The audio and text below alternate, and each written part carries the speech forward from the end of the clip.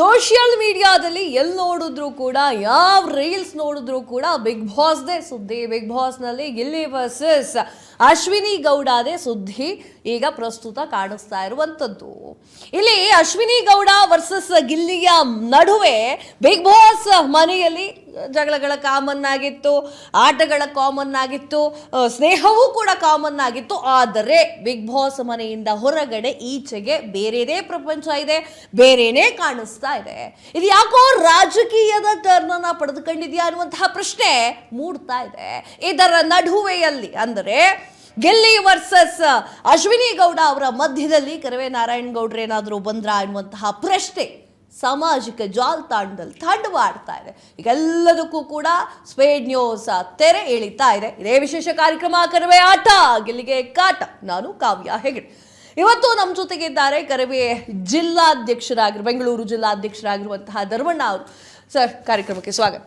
ನಮಸ್ಕಾರ ಸರ್. ಇವಾಗ big boss ಮನೆಯಲ್ಲಿ ಕಚ್ಚಾಡ್ಕೊಳ್ತಾರೆ, ಜಗಳ ಆಡ್ಕೊಳ್ತಾರೆ, ಒಂದಾಗ್ತಾರೆ, ಆಟ ಆಡ್ತಾರೆ, ವಾಟ್ ಎವರ್ ಇಟ್ ಈಸ್. ಆದರೆ ಎಲ್ಲೋ ಒಂದು ಕಡೆಗೆ ಕರವೇ ನಾರಾಯಣ್ ಗೌಡ್ರು ಅವರ ಮಗನ ಮದುವೆಗೆ ಕರೀಲಿಕ್ಕೆ ಹೋಗಿದ್ದು ತಪ್ಪಾಯ್ತಾ ಅಂತ ಸುದೀಪ್ ಅವರು ಭೇಟಿ ಆಗ್ತಾರೆ. ಅಲ್ಲಿಂದ ಶುರು ಆಗುತ್ತೆ ಕತೆ. ನಾರಾಯಣ ಗೌಡ್ರ ಜೊತೆಯಲ್ಲಿ ನಾನು ಕೂಡ ಹೋಗಿದ್ದೆ. ನಾರಾಯಣ ಗೌಡ್ರು ನನ್ನ ಸ್ವಂತ ಅಣ್ಣ ಇರೋದ್ರಿಂದ ಅವರ ಜೊತೆಯಲ್ಲಿ ನಮ್ಮ ಅಣ್ಣನ ಮಗನ ಮದುವೆಗೆ ಕಾರ್ಡ್ ಕೊಡ್ಲಿಕ್ಕೋಸ್ಕರವಾಗಿ ನಾನು ಹೋದಂಥದ್ದು. ಅಲ್ಲಿ ಸುದೀಪ್ ಅವ್ರನ್ನ ಸುಮಾರು ಒಂದು ವಾರದಿಂದಲೂ ಕೂಡ ಅವ್ರು ನಮಗೆ ಕಾಲಾವಕಾಶ ಮಾಡಿಕೊಟ್ಟಿರಲಿಲ್ಲ. ಅವತ್ತು ಕಾಲಾವಕಾಶ ಮಾಡಿಕೊಟ್ರು ಅಂತೇಳಿ ಹೋಗಿ ಅವ್ರನ್ನ ನಾವು ಮೀಟ್ ಆದಂಥದ್ದು. ಹೋಗಿ ಮಾತಾಡಿ ಅವರಿಗೆ ಮದುವೆ ಕಾರ್ಡನ್ನು ಕೊಟ್ಟು ಮದುವೆಗೆ ಆಹ್ವಾನ ಮಾಡಿದ್ರೆ ಆ ಫೋಟೋವನ್ನು ಸೋಷಿಯಲ್ ಮೀಡಿಯಾದಲ್ಲಿ ಹಾಕಿದ ತಕ್ಷಣ ಅವರಿಗೆ ಏನೆಲ್ಲ ಅದನ್ನು ತಿನ್ನಲಿಕ್ಕಾಗುತ್ತೆ, ಜೀರ್ಣಿಸ್ಕೊಳಕ್ಕಾಗುತ್ತೆ, ಅದನ್ನೆಲ್ಲದನ್ನು ಸೋಷಿಯಲ್ ಮೀಡಿಯಾದ ಒಂದಷ್ಟು ಜನ ಮಾಡಿದ್ರು. ಆದರೆ ನಾರಾಯಣಗೌಡರಿಗೆ ಅಂಥ ತೇವಲಿನ ಪ್ರಚಾರ ಅವಶ್ಯಕತೆ ಇಲ್ಲ ಅನ್ನೋದು ನಮ್ಮ ನೇರ ಮಾತು. ಓಕೆ, ನಾರಾಯಣ್ ಗೌಡ್ರಿಗೆ ತವಲಿನ ಪ್ರಚಾರ ಇಲ್ಲ, ಒಪ್ಪುಗಳನ್ನ. ಆದರೆ ಅವರು ಮೈಕ್ ಹಿಡಿದಾಗ ಅಥವಾ ಯಾವುದೋ ಒಂದು ಸಂದರ್ಶನದಲ್ಲಿ ಮಾತನಾಡ್ತಾರೆ. ಅವರು ಅಶ್ವಿನಿ ಗೌಡ ಅವರು 20 ವರ್ಷಗಳ ಕಾಲದಿಂದ ಕನ್ನಡಕ್ಕೆ ಹೋರಾಟ ಮಾಡ್ತಾ ಬಂದಿದ್ದಾರೆ, ಹೆಣ್ಣು ಮಗಳು, ನಮ್ಮನೆ ಹೆಣ್ಣು ಮಗಳು ಅಂತ ಹೇಳ್ತಾರೆ. ಸರ್, ಗಿಲ್ಲಿನೂ ಕೂಡ ಕರ್ನಾಟಕದವರೇ ಸರ್, ಇನ್ನೇನು ಬೇರೆ ದೇಶದವರಲ್ಲ, ಬೇರೆ ರಾಜ್ಯದವರಲ್ಲ. ಅವ್ರಿಗೆ ಸಪೋರ್ಟ್ ಮಾಡಬಾರ್ದು ಅಂತಲ್ಲ. ಬಿಗ್ ಬಾಸ್ಗೂ ನಾರಾಯಣ್ ಗೌಡ್ರಿಗೂ ಸಂಬಂಧವೇ ಇಲ್ಲ ಅನ್ನೋದು ಸುಮ್ಮನಿದ್ದು ಬಿಡಬೇಕಾಗಿತ್ತಲ್ವಾ? ಈ ಪ್ರಶ್ನೆ. ಇದಕ್ಕೆ ನನ್ನ ಸ್ಪಷ್ಟವಾದ ಮಾತನ್ನು ನಾರಾಯಣಗೌಡರು ಮಾತಾಡೋಗ್ಲಿ ಹೇಳಿದರೆ ನಾನು ಒಂದ್ಸಲ ಹೇಳ್ಬಿಡ್ತೀನಿ. ಇವತ್ತು ಕರ್ನಾಟಕ ರಕ್ಷಣಾ ವೇದಿಕೆಯನ್ನು ಸಂಘಟನೆಯಲ್ಲಿ ಕೆಲಸ ಮಾಡಿ 20 ವರ್ಷ ದುಡ್ದಂಥ ಒಬ್ಬ ವ್ಯಕ್ತಿ ನಾನು ಬಿಗ್ ಬಾಸ್ಗೆ ಹೋಗ್ತೀನಿ ಅಂತೇಳಿ ಹೋದಂಥ ಸಂದರ್ಭದಲ್ಲಿ ನಮ್ಮ ಕುಟುಂಬ ಅಂದರೆ ಕರವೇ ಅನ್ನೋದು ಒಂದು ಕುಟುಂಬ, ನಮ್ಮ ಕುಟುಂಬದಿಂದ ಯಾವುದೇ ಕ್ಷೇತ್ರಕ್ಕೆ ಅವ್ರು ಹೋಗ್ತಾರೆ ಅಂದಾಗ ಅವರ ಸಹಾಯಕ್ಕೆ ನಿಲ್ಲಬೇಕಾದ್ದು ನಮ್ಮ ಕರ್ತವ್ಯ. ಹಂಗಾಗಿ ಆ ಪ್ರೀತಿ ವಿಶ್ವಾಸವನ್ನು ಅಶ್ವಿನಿ ಗೌಡ್ರ ಮೇಲೆ ತೋರಿಸ್ತಿದ್ದೀವಿ. ಹಂಗಂದ್ಬಿಟ್ಟು ಬಿಗ್ ಬಾಸ್ ಮನೇಲಿರುವಂಥವ್ರು ಯಾರು ಕನ್ನಡದವರಲ್ಲ, ಅವರಿಗೆ ನಮ್ಮ ವಿರೋಧ ಅಂತಲ್ಲ ಇದು. ಈಗ ರಾಜಕೀಯವಾಗಿ ಚುನಾವಣೆಗೆ 3 ಪಕ್ಷದಿಂದ 3 ಜನ ಕ್ಯಾಂಡಿಡೇಟ್ ನಿಲ್ತಾರೆ. ಅದರಲ್ಲಿ ಜಾತಿ ಮೇಲೆ ಆಧಾರದ ಮೇಲೆ ಒಂದಷ್ಟು ಜನ ಓಟ್ ಹಾಕ್ತಾರೆ. ಅಲ್ಲಿ ಇವ್ರು ಬಂದರೆ ನಮಗೆ ಒಂದಷ್ಟು ಕೆಲಸ ಕಾರ್ಯಗಳಾಗ್ತವೆ ಅನ್ನೋದ್ರ ಮೇಲೆ ಓಟ್ ಹಾಕ್ತಾರೆ. ಕೆಲವರು ಅವರ ವ್ಯಕ್ತಿತ್ವದ ನೋಡಿ ಓಟ್ ಹಾಕುವಂಥದ್ದಾಗುತ್ತೆ. ಹಂಗೆ ಅಶ್ವಿನಿ ಗೌಡ್ರ ಅಜೆಂಡಾ ನಾವೇನು ತೊಗೊಂಡಿದ್ದೀವಿ ಅಂದರೆ ನಮ್ಮ ಸಂಘಟನೆಯಲ್ಲಿದ್ದಂಥ ಒಬ್ಬ ಮಹಿಳಾ ಹೋರಾಟಗಾತಿ, ಆ ಹೋರಾಟದ ಇಚ್ಛಾಶಕ್ತಿ ಇರುವಂಥ ವ್ಯಕ್ತಿಗೆ ನಮ್ಮ ಸಂಘಟನೆಯವರು ಅನ್ನೋದಕ್ಕೋಸ್ಕರವಾಗಿ ಕೆಲವರು ಅದಕ್ಕೆ ಬೇರೆ ರೀತಿಯ ಪಟ್ಟಿ ಕಟ್ಟುವಂಥ ಅವಶ್ಯಕತೆ ಇಲ್ಲ. ಈಗ ನಮ್ಮ ಸಂಘಟನೆ ನಮ್ಮ ಜೊತೆಯಲ್ಲಿ ಹೋರಾಟ ಮಾಡಿದವರು, ನಮ್ಮ ಸ್ನೇಹಿತೆಯಾಗಿ, ನಮ್ಮ ಬಂಧುವಾಗಿ ಜೊತೆಯಲ್ಲಿ ಹೋರಾಟದಲ್ಲಿ ಜೊತೆ ನಿಂತಂಥ ವ್ಯಕ್ತಿಗೆ ನಮ್ಮ ಬೆಂಬಲ ಹೊರತು ನಾವು ಯಾರನ್ನೂ ವಿರೋಧ ಮಾಡ್ತಾ ಇಲ್ಲ. ಯಾರು ಬೇಕಾದ್ರೂ ಗೆದ್ದು ಬರಲಿ, ನಾವು ಹೇಳ್ತಿರೋದು ನಮ್ಮ ಮತ ಇಂಥವ್ರಿಗೆ ಅಂತ ಹೊರತು ನಾವು ಯಾರನ್ನೂ ವಿರೋಧ ಮಾಡ್ತಿಲ್ವಲ್ಲ. ಎಲ್ಲರೂ ನಮ್ಮ ಕನ್ನಡದ ಮಕ್ಕಳೇ, ನಾವು ಯಾರನ್ನೂ ವಿರೋಧ ಮಾಡ್ತಿಲ್ಲ. ನಾವು ಅಶ್ವಿನಿ ಗೌಡ್ರನ್ನ ಬೆಂಬಲಿಸಿ ಅಂತ ಹೇಳಿ ಜನರ ಮುಂದೆ ಹೋಗಿದ್ದೀವಿ. ತಪ್ಪೇನಿದೆ ಅದರಲ್ಲಿ? ಇಲ್ಲಿ ಹೇಗಾಗ್ತಾ ಇದೆ ಅಂತಂದ್ರೆ, ನಾರಾಯಣ್ ಗೌಡ್ರಿಗೆ ಅವ್ರದ್ದೇ ಆಗಿರುವಂತಹ ವರ್ಚಸ್ ಇದೆ, ಗೌರವ ಇದೆ, ನಾವೆಲ್ಲರೂ ಕೂಡ ಗೌರವಿಸ್ತೇವೆ. ಯಾಕಂತಂದ್ರೆ ಅವರು ಕಟ್ಟಿರುವಂತಹ ಸಾಮ್ರಾಜ್ಯ ಆಗಿದೆ, ಕರ್ನಾಟಕವನ್ನು ಉಳಿಸ್ಕ ಬಂದಿರುವಂಥದ್ದು ಹಾಗಿದೆ. ಓಕೆನಾ? ಇದನ್ನ ಎಲ್ಲರೂ ಕೂಡ ಅಗ್ರಿ ಮಾಡ್ತೇವೆ. ಆದರೆ ನೀವು ಕನ್ನಡ ಸಂಘದಲ್ಲಿ ಇದ್ಕೊಂಡು ಅವರಿಗೆ ಸಪೋರ್ಟ್ ಮಾಡಿದ್ದು ಅಂದರೆ ಅಶ್ವಿನಿ ಗೌಡ ಸಪೋರ್ಟ್ ಮಾಡಿದ್ದು ಇಡೀ ಕರ್ನಾಟಕದ ರಾಜ್ಯ ಏನು ಗೆಲ್ಲಿಗೆ ಸಪೋರ್ಟ್ ಮಾಡ್ತಾ ಇದೆ. ಓಕೆನಾ? ಇಲ್ಲಿ ವ್ಯತ್ಯಾಸ ಹೇಗೆ ಬರುತ್ತೆ ಅಂದರೆ, ನಮ್ಮ ಕುಟುಂಬ ಅಂತ ನೀವು ಹೇಳಿದ್ರಿ, ಕರವೇದಲ್ಲಿ ನಮ್ಮ ಕುಟುಂಬ ಅಂತ ಹೇಳಿದ್ರಿ. ಎಲ್ಲಾ ಕರ್ನಾಟಕದ ಜನರು ಸೇರ್ಕೊಂಡು ಕರ್ವೆ ಮಾಡಿರುವಂತದ್ದು. ಸತ್ಯನಾ, ಒಪ್ಪುಗೊಳ್ತೀರಾ? ಹೇಗದ ಹೇಳ್ತೀರಾ? ನಮ್ಮ ಕುಟುಂಬ ಗಿಲ್ಲಿನೂ ನಿಮ್ಮ ಕುಟುಂಬನೇ ಅಲ್ಲ ಸರ್? ನಾನು ಹೇಳ್ತಿರೋದು ಇದೊಂದು ಶೋ ಅಷ್ಟೇ, ಒಂದು ಕಾರ್ಯಕ್ರಮ. ಇದು ಒಂದು ಕಾರ್ಯಕ್ರಮ, ಒಂದು ಶೋ, ಅದೊಂದು ಪ್ರಶಸ್ತಿಗೋಸ್ಕರ ಆಟ ಆಡ್ತಿರೋದು. ಇಲ್ಲಿ ಯಾರು ಗೆದ್ದು ಬರೋಂಥವ್ರು, ಯಾವುದೇ ಸಂವಿಧಾನವನ್ನು ಬದಲಾವಣೆ ಮಾಡೋರು ಯಾರೂ ಬರೋಲ್ಲ. ಗಿಲ್ಲಿ ಗೆದ್ದು ಬಂದರೂ ಅಷ್ಟೇ, ಅಶ್ವಿನಿ ಗೌಡ್ರು ಗೆದ್ದು ಬಂದರೂ ಅಷ್ಟೇ, ಇನ್ನು ಉಳಿದ ಯಾವುದೇ ಸ್ಪರ್ಧಿ ಗೆದ್ದು ಬಂದರೂ ಕೂಡ ಸಂವಿಧಾನವನ್ನೇನು ಬದಲಾಯಿಸಿ ಏನು ಹೊಸ ಸಂವಿಧಾನವನ್ನು ಸೃಷ್ಟಿ ಮಾಡಲ್ಲ. ಇಲ್ಲ, ಕೇಂದ್ರದಿಂದ ರಾಜ್ಯಕ್ಕೆ ಏನಾದರೂ ಸಾವಿರಾರು ಕೋಟಿ ಅನುದಾನ ತಗೊಂಬಂದು ರಾಜ್ಯದ ಅಭಿವೃದ್ಧಿಗೆ ಹಾಕಲ್ಲ. ಇದೆಲ್ಲ ಒಂದು ಶೋ. ಈ ಶೋನಲ್ಲಿ ಅಷ್ಟು ಜನ ಆಟವನ್ನು ಆಡ್ತಿದ್ದಾರೆ. ಅದರಲ್ಲಿ ಈ ವ್ಯಕ್ತಿಗೆ ನಾವು ಓಟ್ ಹಾಕ್ತೀವಿ. ಇದು ನಮ್ಮ ಸ್ವಂತ. ಈಗ ನನಗೆ ವಾಕ್ ಸ್ವಾತಂತ್ರ್ಯ ಇಲ್ವಾ? ನಾನು ಇಂಥವ್ರಿಗೆ ಓಟ್ ಹಾಕಬೇಕು ಅನ್ನೋ ವಾಕ್ ಸ್ವಾತಂತ್ರ್ಯದ ಅಡಿಯಲ್ಲಿ ನಾನು ಅಶ್ವಿನಿ ಗೌಡ್ರು ನನ್ನ ಆಯ್ಕೆ. ಗಿಲ್ಲಿಯನ್ನು ಪ್ರೀತಿಸಿ ಗಿಲ್ಲಿಯನ್ನು ಆಯ್ಕೆ ಮಾಡುವಂಥವ್ರು ಮಾಡ್ತಾರೆ. ನಾನು ಗಿಲ್ಲಿಯನ್ನು ವಿರೋಧನೇ ಮಾಡ್ತಿಲ್ವಲ್ಲ. ಗಿಲ್ಲಿಯ ಎಲ್ಲ ಹಾಸ್ಯವನ್ನು ನೋಡಿದಂಥವ್ರು, ನಾವು ಕೂಡ ಸೋಷಿಯಲ್ ಮೀಡಿಯಾಗಳಲ್ಲಿ ಆತನಿಗೆ ಲೈಕ್ ಕೊಟ್ಟಂಥವ್ರು. ನಾವು ಗಿಲ್ಲಿಯನ್ನು ಎಲ್ಲೂ ಕೂಡ ವಿರೋಧ ಮಾಡ್ತಿಲ್ಲ. ಯಾವುದೇ ಸ್ಪರ್ಧಿಯನ್ನು ವಿರೋಧ ಮಾಡೋ ಮಾತೇ ಇಲ್ಲ. ಎಲ್ಲ ನಮ್ಮ ಕನ್ನಡದ ಮಕ್ಕಳು ಯಾರೇ ಗೆದ್ದು ಬಂದರೂ ಅವ್ರನ್ನ ನಾವು ಕೂಡ ಅಭಿನಂದಿಸ್ತೀವಿ.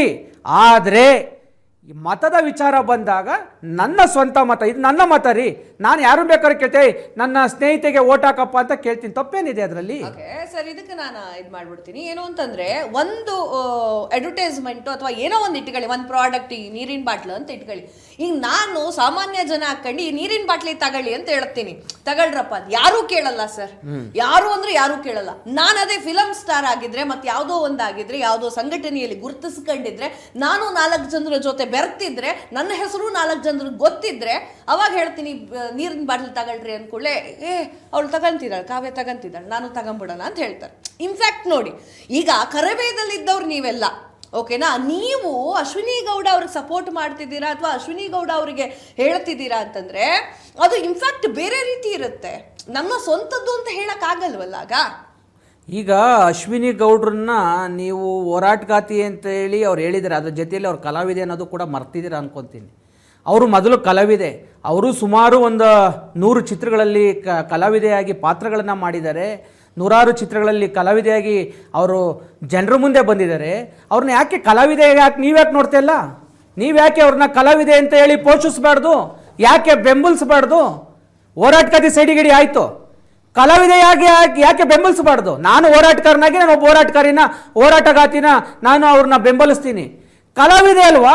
ಕಲಾವಿದೆನ ಯಾರು ಬೇಕಾದ್ರೆ, ಅದಕ್ಕೇನು ಜಾತಿ ಇಲ್ಲ, ಧರ್ಮ ಇಲ್ಲ, ಏನೂ ಇಲ್ವಲ್ಲ.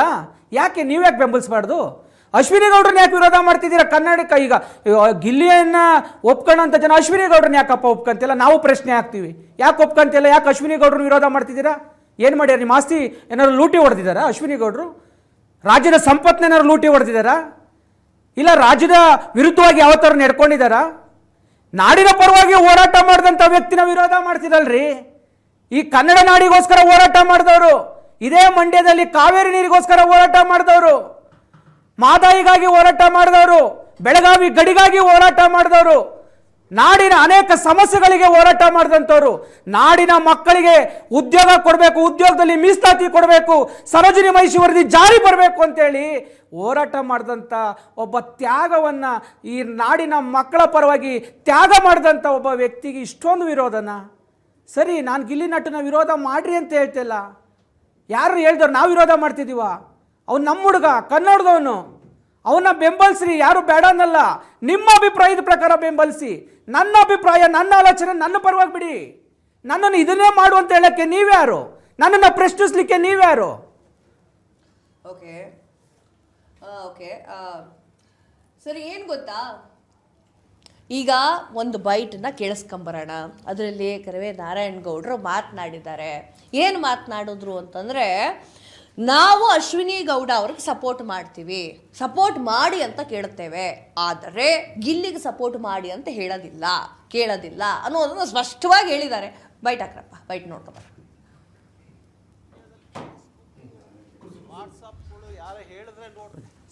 ಅದನ್ನು ನೋಡಲ್ಲ ನಾನು. ಸೋಷಿಯಲ್ ಮೀಡಿಯಾದಲ್ಲಿ ಫೇಸ್ಬುಕ್ಕು, ವಾಟ್ಸಪ್ಗಳು ಯಾರು ಹೇಳಿದ್ರೆ ನೋಡ್ತೀನಿ, ಅದನ್ನು ನೋಡಲ್ಲ ನಾನು. ನನ್ನದೇ ಆದಂಥ ಕೆಲಸ ತುಂಬ ಇದೆ. ನಾನು ಈ ನಾಡು, ನುಡಿ, ನೆಲ, ಜಲ, ಭಾಷೆ, ಸಂಸ್ಕೃತಿ, ಈ ನಾಡಿನ ಮಕ್ಕಳು ಭವಿಷ್ಯ ಬದುಕು ಅಂತೇಳಿ 24 ಗಂಟೆ ಯಾವನಾದರೂ ಕರ್ನಾಟಕದಲ್ಲಿ ಜಪ ಮಾಡ್ತಾನೆ ಅಂದರೆ ಅದು ನಾನು ನನ್ನ ಮಗನ ಮದುವೆಗೆ ಆಹ್ವಾನ ಪತ್ರಿಕೆ ಕೊಡೋಕ್ಕೆ ಸುದೀಪ್ ಮನೆಗೆ ಹೋದರೆ ಅದಕ್ಕೆ ಉಪ್ಪು ಖಾರ ಹಾಕಿ ಅದಕ್ಕೆ ಇನ್ನೇನೋ ಕತೆ ಕಟ್ಟಿ ಸೋಷಿಯಲ್ ಮೀಡಿಯಾದಲ್ಲಿ ಬಿಂಬಿಸ್ತಿರಲ್ಲ, ನಿಮಗೆ ನಾಚಿಕೆ ಆಗೋದಿಲ್ವಾ? ಹಾಂ, ಒಬ್ಬ ದೊಡ್ಡ ನಟ, ಕರ್ನಾಟಕದ ಒಬ್ಬ ದೊಡ್ಡ ನಟ, ಒಂದು ದೊಡ್ಡ ಶೋ, ದೊಡ್ಡ ಚಾನಲ್, ಅದರಲ್ಲಿ ಯಾರು ಮಾತು ಕೇಳ್ತಾರೆ ಅವರು? ಹಾಂ, ಯಾವುದೋ ಮ್ಯಾಚ್ ಫಿಕ್ಸ್ ಮಾಡೋಕ್ಕೆ ಹೋಗ್ತಾರ ಮಧ್ಯರಾತ್ರಿ? ನಾನು ಹೋಗಿರೋದು 6 ಗಂಟೆಯಲ್ಲಿ ಅವ್ರ ಮನೆಗೆ ಇನ್ವಿಟೇಷನ್ ಕೊಡೋಕ್ಕೆ ಹೋದರೆ ಮಧ್ಯರಾತ್ರಿಲಿ ಹೋಗಿದ್ರಂತೆ ನಾರಾಯಣಗೌಡರು. ಎಂಥ ಸಮಾಜಕ್ಕೆ ಎಂಥ ಸಂದೇಶ ಕೊಡ್ತೀರಿ ನೀವು? ಹಾಂ, ಎಂಥ ಸಂದೇಶ ಕೊಡ್ತೀರಿ ನೀವು? ಉಪದೇಶ ಮಾಡ್ತೀರಿ ನೀವು? ನನ್ನ ಮಗನ ಮದುವೆಯ ಆಹ್ವಾನ ಪತ್ರಿಕೆಯನ್ನು 2 ತಿಂಗಳಿಂದ ಕೊಡ್ತಾ ಇದ್ದೀನಿ ನಾನು. ನನ್ನ ನಾಡಿನ ಎಲ್ಲ ಕ್ಷೇತ್ರದ ಗಣ್ಯರಿಗೆ ಆಹ್ವಾನ ಪತ್ರಿಕೆ ದಿನನಿತ್ಯ ಕೊಡ್ತಾ ಇದ್ದೀನಿ. ಅದರ ಫೋಟೋಗಳನ್ನು ದಿನನಿತ್ಯ ಸೋಷಿಯಲ್ ಮೀಡಿಯಾದಲ್ಲಿ ಹಾಕ್ತಾ ಇದ್ದಾರೆ.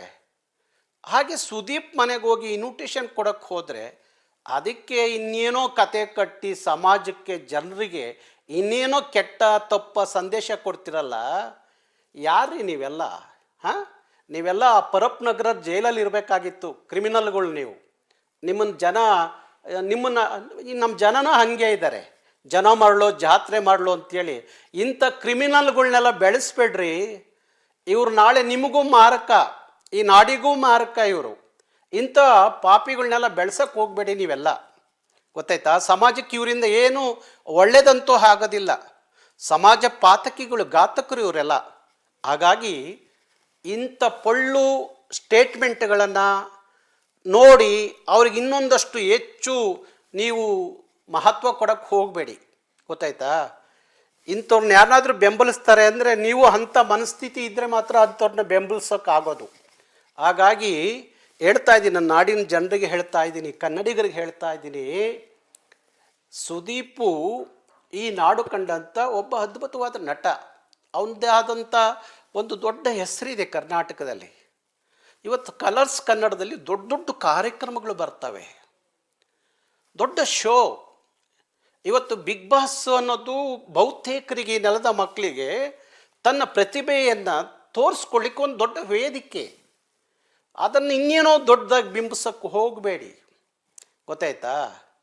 ಯಾರ ವ್ಯಕ್ತಿತ್ವವನ್ನು ನಿಮ್ಮಂಥ ಕ್ರಿಮಿನಲ್ಗಳಿಂದ ಕಡಿಮೆ ಆಗುತ್ತೆ, ಕಡಿಮೆ ಮಾಡ್ತೀವಿ ಅಂತ ಹೇಳಿ ನೀವೇನಾರು ಕನಸು ಕಟ್ಕೊಂಡ್ರೆ ಅದು ಮೂರ್ಖರ ಕನಸು ಅಷ್ಟೇ, ಗೊತ್ತಾಯ್ತಾ?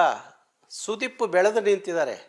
ನಾರಾಯಣಗೌಡರು 40 ವರ್ಷಗಳ ಕಾಲ ಬೀದಿಲಿ ಹೋರಾಟ ಮಾಡಿ, ನಾರಾಯಣಗೌಡರು ಈ ನೆಲದ ಎಲ್ಲ ಜನರಿಗೆ, ನೆಲದ ಅಷ್ಟೇ ಅಲ್ಲ, ಪಕ್ಕದ ಮಹಾರಾಷ್ಟ್ರ, ಗೋವಾ, ಪಕ್ಕದ ತಮಿಳುನಾಡು, ಆಂಧ್ರ, ದೆಹಲಿಯ ಎಲ್ಲರಿಗೂ ನಾರಾಯಣಗೌಡರು ಏನಂತ ಗೊತ್ತಿರುವಾಗ. ಎಸ್, ಈಗ ಇನ್ನೊಬ್ರು ಅತಿಥಿಗಳು ಬಂದಿದ್ದಾರೆ. ಗಿಲ್ಲಿಯ ಕ್ಲೋಸ್ ಫ್ರೆಂಡು ಸೂರ್ಯವಂಶಿ ಅಂತ ಹೇಳಿ. ಸರ್, ಕಾರ್ಯಕ್ರಮಕ್ಕೆ ಸ್ವಾಗತ ಸರ್. ಓಕೆ, ಈಗ ನಾರಾಯಣಗೌಡ್ರದ್ದು ಮಾತು ಕೇಳಿದ್ರೆ ಗಿಲ್ಲಿ ಸಪೋರ್ಟ್ ಮಾಡ್ಕೊಂಡು ನೀವು ಮಾತಾಡ್ಲೇಬೇಕು, ಯಾಕಂದ್ರೆ ಫ್ರೆಂಡು ನೀವು. ಏನು ಹೇಳತ್ತೀರಿ ಇದ್ರ ಬಗ್ಗೆ? 100% ಗಿಲ್ಲಿಗೆ ಸಪೋರ್ಟ್ ಮಾಡ್ತೀನಿ. ಓಕೆ, ಯಾಕಂದ್ರೆ ನಾವೆಲ್ಲ ಒಂದೇ ತಟ್ಟೆಲಿ ತಿಂದಿದ್ದೀವಿ, ಒಂದೇ ಚಾಪೆಲ್ ಮಲಗಿದ್ದೀವಿ, ಒಂದೇ ಬೆಡ್ಶೀಟ್ ಹೊಡ್ಕೊಂಡಿದ್ದೀವಿ, ಒಂದೇ ರೂಮಲ್ಲಿ ಇದ್ದೀವಿ. ಹೀಗಾಗಿ ಕಷ್ಟನ ಪ್ರತಿಯೊಂದು 50-50 ಅಂತ ಹಂಚ್ಕೊಂಡವ್ರು ನಾವು. ಓಕೆ, ಹಂಗಾಗಿ ನಿಮ್ಮ ಫ್ರೆಂಡ್ಶಿಪ್ಗೆ ಒಂದು ಸಲಾಮ್ ಸರ್. ಆದ್ರೆ ಈ ಕತೆ ಇದಲ್ಲ, ಬೇರೆ ಇದೆ. ಸೊ ಇವಾಗ ಏನು ಅಂತಂದ್ರೆ ಸದ್ಯದ ಮಟ್ಟಿಗೆ ಚರ್ಚೆ ಆಗ್ತಾ ಇರೋದು ನಿಮಗೂ ಕೂಡ ಗೊತ್ತಿದೆ, ಓಕೆನಾ? ಕರವೇ ನಾರಾಯಣಗೌಡರು ಅವರ ಒಂದು ಮಗನ ಮದುವೆಗೆ ಅಂತ ಹೇಳಿ ಸುದೀಪ್ ಅವ್ರನ್ನ ಮೀಟ್ ಮಾಡಕ್ ಹೋಗ್ತಾರೆ. ಅದಾದ್ಮೇಲೆ ಆ ಫೋಟೋ ವೈರಲ್ ಆಗುತ್ತೆ. ಸಾಮಾಜಿಕ ಜಾಲತಾಣದಲ್ಲಿ ನಡೀತಾ ಇರುವಂತಹ ಚರ್ಚೆ ಏನು ಅಂತಂದ್ರೆ, ಈಗ ಏನಾದ್ರೂ ಅಶ್ವಿನಿ ಗೌಡ ಅವ್ರು ಗೆದ್ದು ಬಿಟ್ರೆ ಸರಿ ಇರೋದಿಲ್ಲ, ಇದು ಬೇರೆ ರೀತಿಯೇ ಆಗುತ್ತೆ, match fixing, what ever it is ಅಂತ ಹೇಳಿ. ನೀವು ಗಿಲ್ಲಿ ಫ್ರೆಂಡ್ ಆಗಿ ನೀವೇನು ಹೇಳ್ತೀರಿ? ಮೇಡಮ್, ಈಗ ನಾರಾಯಣ್ ಅವರು ಆಲ್ರೆಡಿ ನಾರಾಯಣಗೌಡರು ಕ್ಲಾರಿಟಿ ಕೊಟ್ಬಿಟ್ಟಿದ್ದಾರೆ. ಯಾಕಂದ್ರೆ ಅವರು ಕರ್ನಾಟಕದಲ್ಲಿ ಬಾಸಿಗೆ ಕೆಂಪು ಕೋಟೆ ಇದ್ದಂಗೆ. ನಾವು ಯಾಕಂದ್ರೆ ಅವ್ರ ಜೊತೆಲಿ ನಾವು ಕರವೇ ಸಂಘದಲ್ಲಿ ಏನಿರುತ್ತೋ ನಾವು ಆ ಥರ ಜೊತೆಲಿ ಪಾದಯಾತ್ರೆಗಳು ಮಾಡಿದ್ದೀವಿ.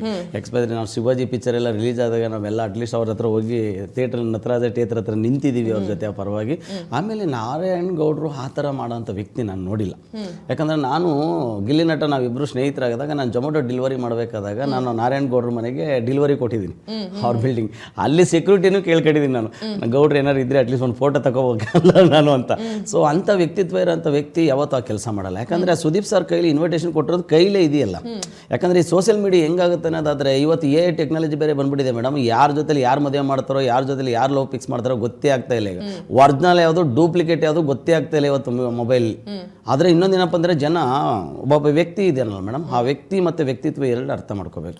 ಯಾಕಂದರೆ ನಾರಾಯಣ್ ಗೌಡರ ವ್ಯಕ್ತಿತ್ವ ಅನ್ನೋದು ಏನಿದೆ ಕರ್ನಾಟಕಕ್ಕೆ ಗೊತ್ತಲ್ಲ. ಅವರು ಇವತ್ತಿಗೇನಾದ್ರು ಭಾಷೆನ ವಿಚಾರದಲ್ಲಿ ಬಂದರೆ ಮೊದಲೇ ಹೆಜ್ಜೆ ಹಾಕೋದೇ ಅವರು, ಆಮೇಲೆ ಉಳಿದಿದ್ದು. ಹಾಗಾಗಿ ನನಗೆ ಅವ್ರ ಮೇಲೆ ಅಪಾರವಾದ ಗೌರವ ಇದೆ. ಓಕೆ ಸರ್, ಎಲ್ರಿಗೂ ಕೂಡ ನಾರಾಯಣ್ ಗೌಡ್ರ ಮೇಲೆ ಅಪಾರವಾದ ಗೌರವ ಇದೆ. ಆದ್ರೆ ಇವಾಗ ನೀವು ರೆಪ್ರೆಸೆಂಟ್ ಮಾಡ್ತಾ ಇರೋದು ಗಿಲ್ಲಿ ಅವರನ್ನ, ಓಕೆನಾ? ಸೊ ಈಗ ಸೋಷಿಯಲ್ ಮೀಡಿಯಾದಲ್ಲಿ ಏನು ವಾರ್ ನಡೀತಾ ಇದೆ, ಗಿಲ್ಲಿ ಫ್ಯಾನ್ಸ್ ಗಳ ಬಗ್ಗೆ ನಿಮ್ಗೂ ಕೂಡ ಗೊತ್ತಿದೆ. ನಾನೇನೀಗ ಮತ್ತೆ ಮಾತಾಡಬೇಕು ಅನ್ನೋದೇನಿಲ್ಲ. ಗಿಲ್ಲಿ ಫ್ಯಾನ್ಸ್ ಏನ್ ಹೇಳ್ತಾ ಇದ್ದಾರೆ ಅಂತಂದ್ರೆ ಇದು ಆಗಬಾರ್ದಾಗಿತ್ತು.